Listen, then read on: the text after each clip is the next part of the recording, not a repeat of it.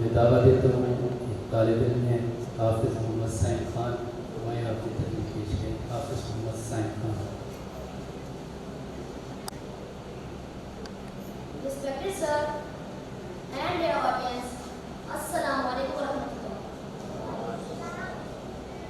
Rasul sallallahu alaihi wasallam said, Al-Mahiru bil Qur'ani ma sabra, kiram baraka.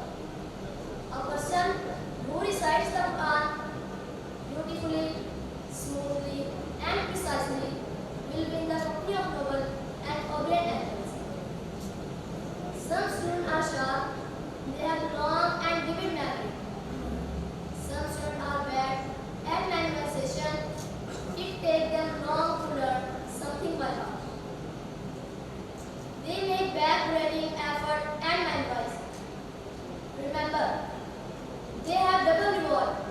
You have must invited your kids towards the guidance of God. Rasul sallallahu alaihi wasallam said, whoever invites to guidance will receive the reward, like the rewards of